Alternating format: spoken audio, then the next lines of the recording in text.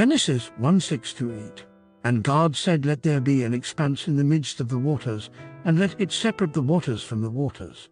And God made the expanse and separated the waters that were under the expanse from the waters that were above the expanse. And it was so. And God called the expanse heaven. And there was evening and there was morning the second day.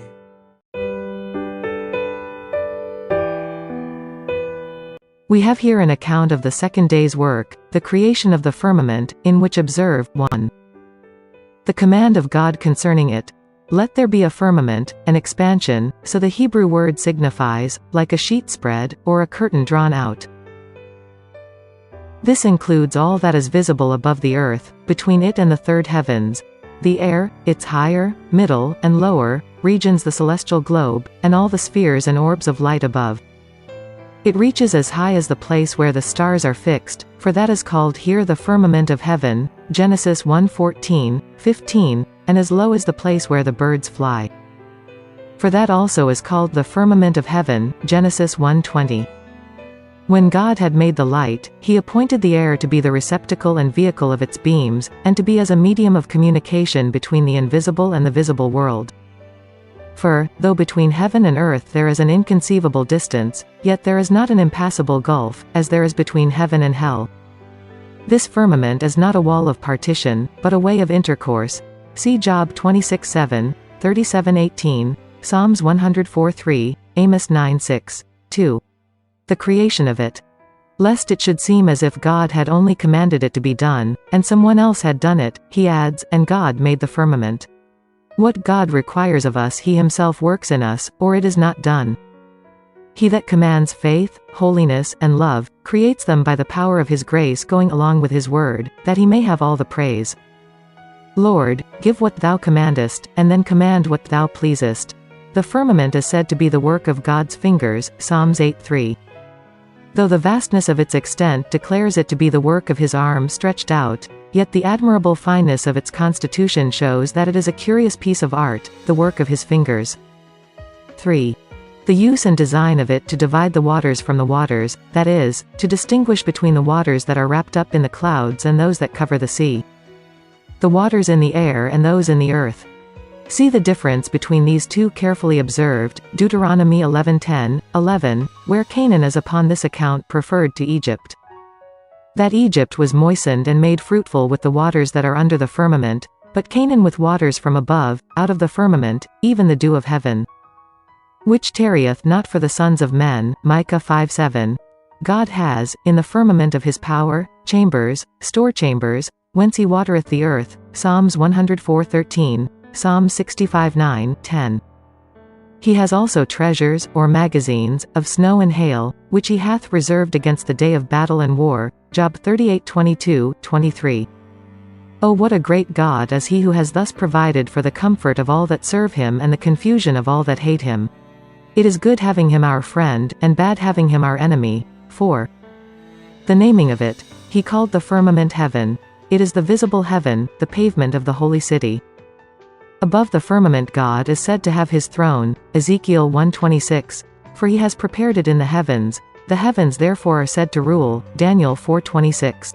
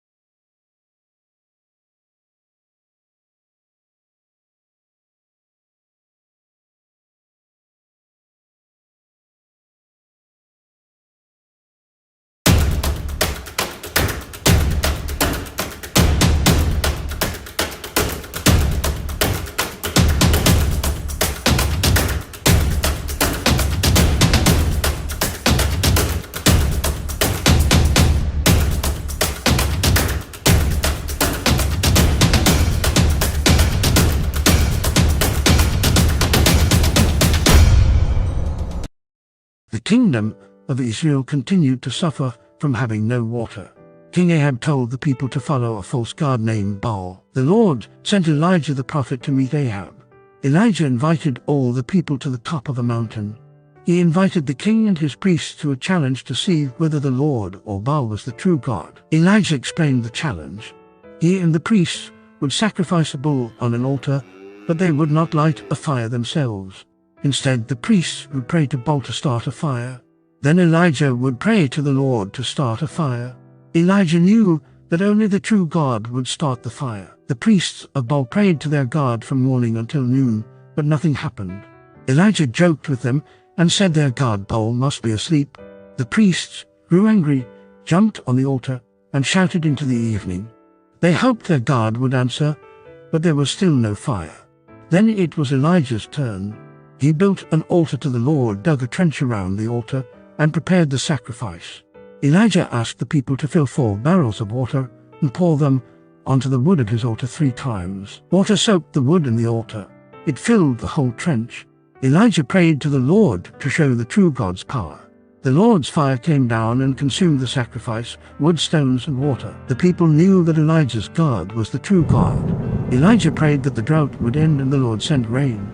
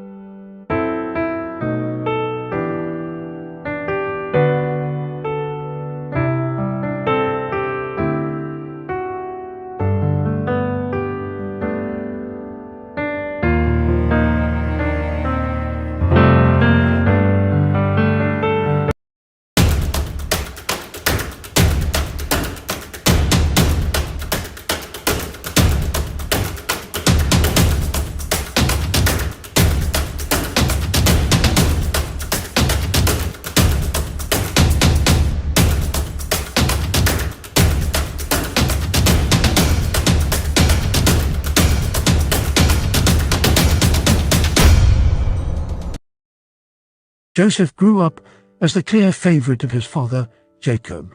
He was the firstborn of Rachel, Jacob's favorite wife, who had passed away giving birth to her second child, Benjamin.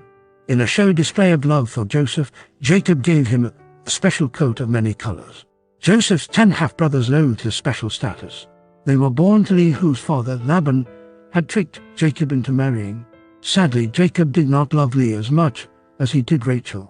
Even more frustrating to Joseph's brothers were his grandiose dreams. He once dreamed 11 bundles of grain, each representing one of his brothers, bowed to his bundle. In another dream, which Joseph faithfully recounted, the sun representing his father, moon his mother, and 11 stars, no guesses here, all bowed to him. With his beautiful coat, preferential treatment, and dreams of greatness, Joseph was a marked man as far as his brothers were concerned. One day Jacob sent Joseph to take supplies to his brothers who were away herding sheep. When he found them in a place called Dothan, the majority of Joseph's jealous brothers wanted to kill him and throw his body into an empty well. One of the brothers, Reuben, urged restraint and suggested they simply throw Joseph alive into the well. Reuben secretly planned to return later to rescue his dreamer brother and bring him back to their father. The brothers agreed and threw Joseph into the well, but before Reuben could rescue the boy, instead the brothers sold him as a slave to some passing merchants who were heading to Egypt. The brothers decided to explain Joseph's disappearance to their father Jacob by staining his coat with goat's blood. When Jacob saw the coat, he was understandably devastated and convinced his favorite son was dead. Meanwhile, Joseph had gone from a spoiled, privileged son to a powerless slave heading for a foreign land. Upon arriving in Egypt, the merchants sold Joseph as a slave to Potiphar, the captain of Pharaoh's guard. Joseph did a great job working for Potiphar, and he was soon promoted to head of the entire household. Joseph was put in charge of everything Potiphar owned. Things were looking up for Joseph, but a certain member of Potiphar's household was about to undo all his success. Joseph was a good-looking guy, and his master's wife had noticed. In fact, she was so enamored with him that she tried on several occasions to get him to sleep with her. Joseph refused, saying that his master had entrusted him with everything except his wife, and that sleeping with her would be sinning against God. The temptress didn't give up though. She cornered him one day and grabbed his cloak when he tried to run away. Cloak in hand, Potiphar's wife claimed to the men of the household that Joseph had tried to rape her. Faced with his wife's wild claims about Joseph, Potiphar had little choice but to have Joseph thrown into prison. Joseph was innocent of any crime and rose to the occasion. He impressed the prison warden so much that he put Joseph in charge of the other prisoners. While in prison, Joseph interpreted the dreams of 2 fellow inmates, Pharaoh's cupbearer and his chief baker. The dream the cupbearer had about serving Pharaoh freshly squeezed grape juice was a sign he would be restored to his former position. Joseph told the baker that his dream of birds eating bread out of baskets intended for the Pharaoh unfortunately pointed to his impending execution. Both predictions came true. The baker was executed and the birds fed on his corpse while the cupbearer was reinstated. He promptly forgot all about Joseph, which was particularly ungrateful since Joseph had specifically asked him to petition the Pharaoh for his release. It wasn't until Pharaoh himself had a bad dream 2 years later that the forgetful cupbearer thought to mention Joseph. Pharaoh dreamed of 7 skinny cows eating 7 fat ones, and 7 withered ears of grain consuming 7 fat ears. When Pharaoh's officials failed to interpret the dream, the restored cupbearer remembered Joseph and suggested his wisdom be sought. Joseph revealed to Pharaoh that his dream would herald in 7 years of plenty preceding a famine that would also last 7 years. He suggested that Pharaoh think ahead and stockpile grain in preparation for the predicted famine 7 years in the future. The interpretation of the dream, combined with the good counsel he received, made a great impression on Pharaoh, who decided to make Joseph his second in command in Egypt. Joseph went on to supervise the stockpiling of grain in preparation for the great famine that was coming. At 30 years of age, Joseph had ascended to the second most powerful position in the land. Just as Joseph had predicted, 7 years of abundance ensued, and he oversaw the collection and storage of grain. So vast was the quantity of grain stored that it was impossible to keep an accurate record. But the happy 7 years of plenty screeched to a halt when, sure enough, famine struck the land with a vengeance. Not only was there famine in Egypt, but also the entire world suffered. The Egyptians were directed by Pharaoh to see Joseph in order to buy grain from the storehouses. Word spread that there was grain in Egypt, and in the course of time, an elderly man, Jacob, sent his sons to buy some. And so it was that many years later, Joseph, now governor of Egypt, came face to face with his treacherous brothers. They did not recognize him, but bowed down before him. Joseph pretended not to recognize them. The governor of Egypt decided to test his brothers. He spoke harshly to them, demanding to know where they had come from, and accused them of being spies. Terrified, they insisted they were brothers, that their youngest brother was at home, and that one brother was no more. Joseph asked them if their father was still alive. Joseph had his brothers thrown into prison for 3 days. He then ordered that one brother must remain a hostage in prison until the remaining brothers returned with their youngest brother. At this point, the brothers felt convinced they were being punished for their heartless treatment of Joseph so many years before. Simon was tied up before their eyes, and then they were sent home with sacks of grain. Unknown to them, the silver with which they had purchased the grain was hidden in the sacks. Full of sorrow, Jacob realized he must allow Benjamin to return to Egypt with his brothers. When the brothers returned to Egypt with Benjamin, Joseph was overwhelmed with emotion. But he hid his feelings and invited his brothers, including Simon, who had been released, to join him at a feast. That night Joseph ordered that his brothers' donkeys be loaded with all the grain they required, together with the silver they had brought with them, which was double the amount to make up for the last trip. Joseph also ordered that his silver cup be hidden in Benjamin's sack. No sooner had the brothers set off for home than Joseph's steward made chase searching for the silver cup. When the cup was discovered in Benjamin's sack, he was ordered to remain as Joseph's slave. Judah begged Joseph to allow him to be a slave in Benjamin's place. At this point, Joseph could no longer contain himself, but broke down in tears, telling his brothers who he really was. He assured his terrified brothers that he would not harm them, and instead had them summon his father to Egypt. Jacob was reunited with his long-lost son before he died. Joseph, a true biblical hero, had saved his family and showed the tremendous power of forgiveness.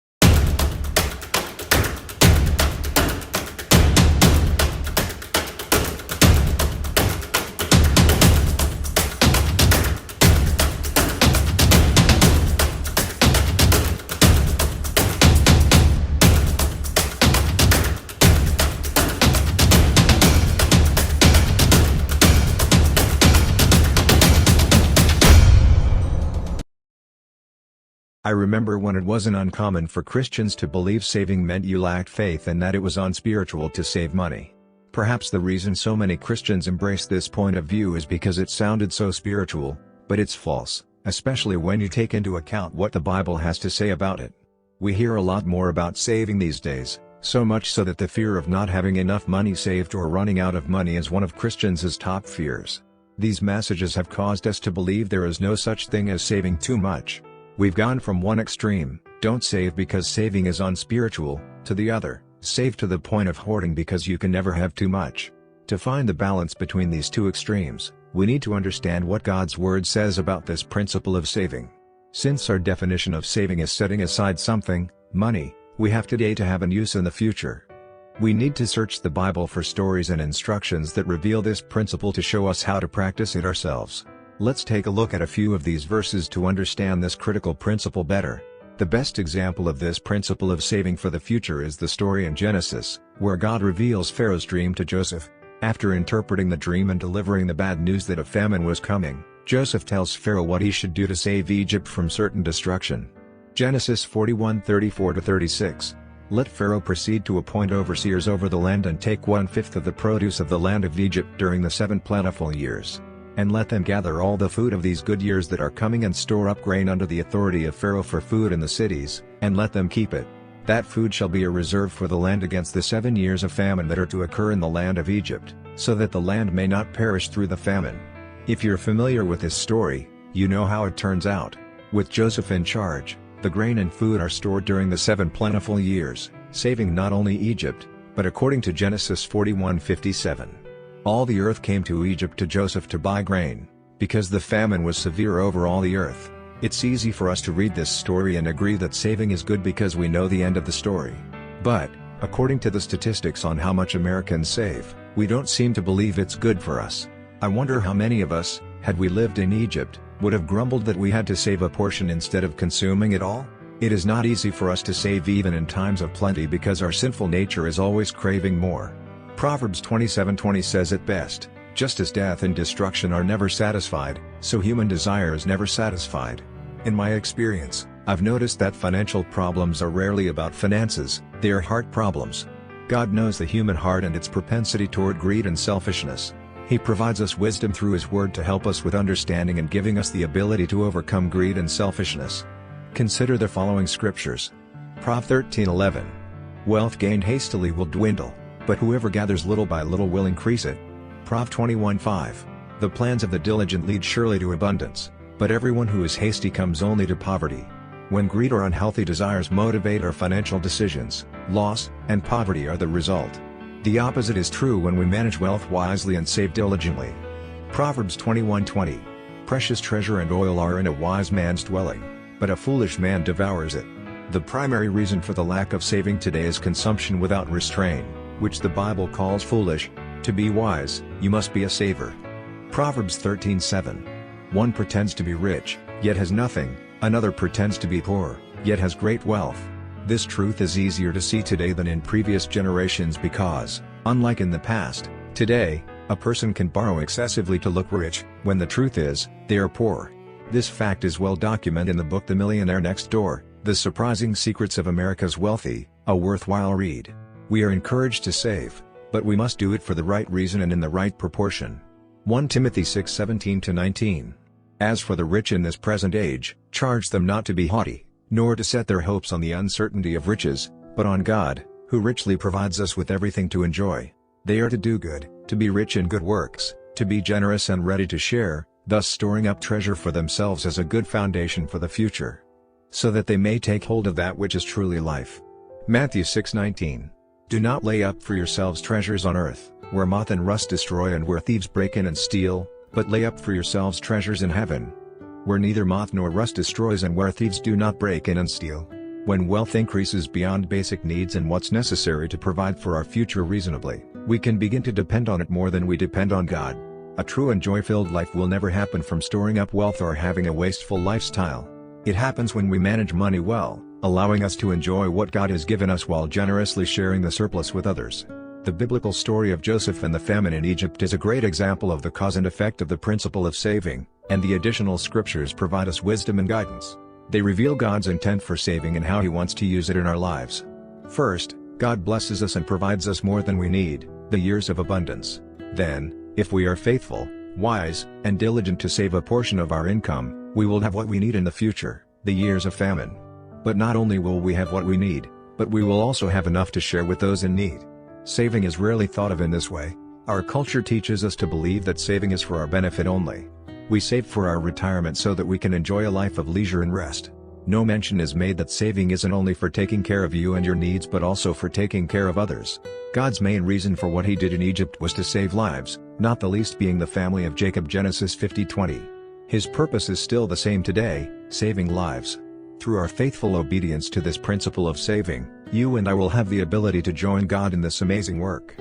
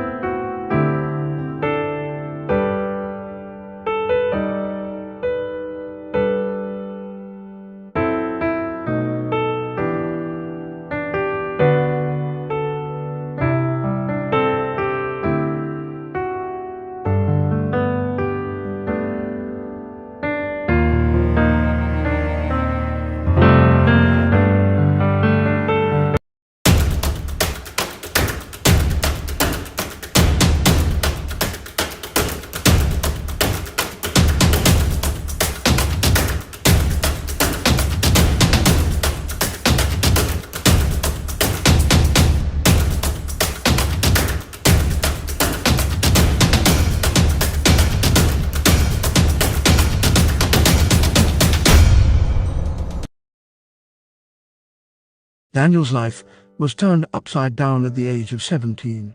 Raised as a member of the Jewish nobility, the Hebrew teenager was captured and forcibly taken from his conquered city, Jerusalem, to the country of Babylon, where King Nebuchadnezzar ruled. Soon after his arrival, Daniel, 3 of his friends, and a group of other young members of the Jewish royal family and nobility found themselves being trained in the ways of the palace.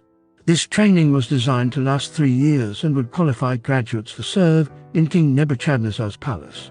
The training started dramatically as Daniel and his friends refused to eat the king's food and wine provided for the palace trainees. Raised as strict Jews, the 4 were unwilling to defile themselves with rich unclean food that had been sacrificed to idols.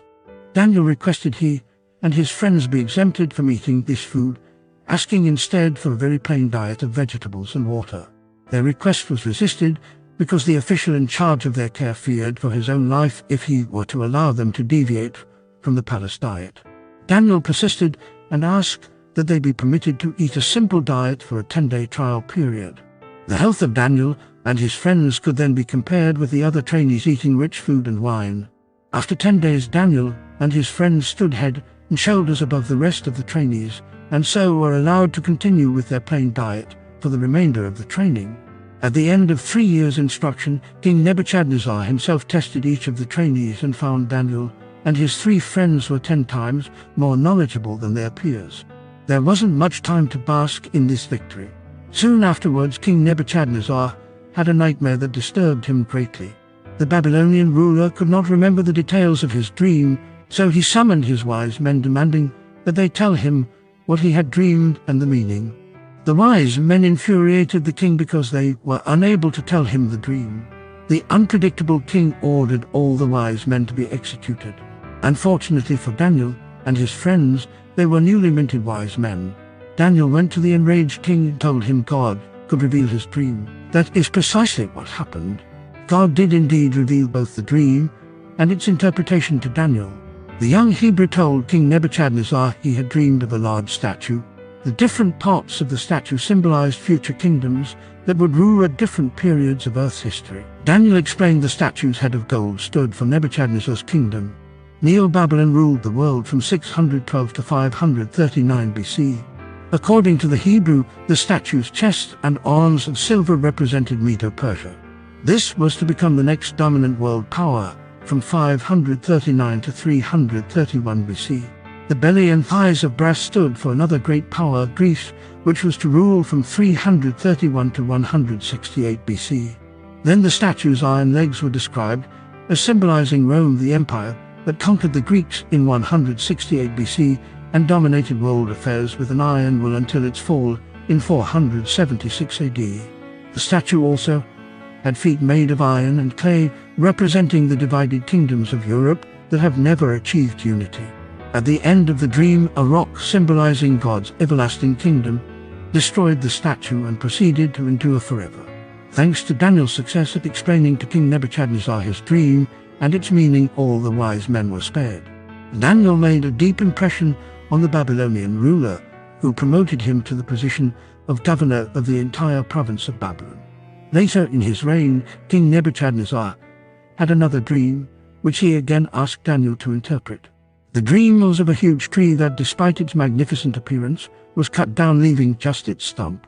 Daniel had to reluctantly reveal that the tree represented the king and how he would be cut down and reduced to living with wild animals. Daniel then told the king that he would remain in this state until he was prepared to acknowledge there is no one greater than God. King Nebuchadnezzar's 7-year bout of insanity began when the king credited himself with Babylon's success, despite Daniel's warning.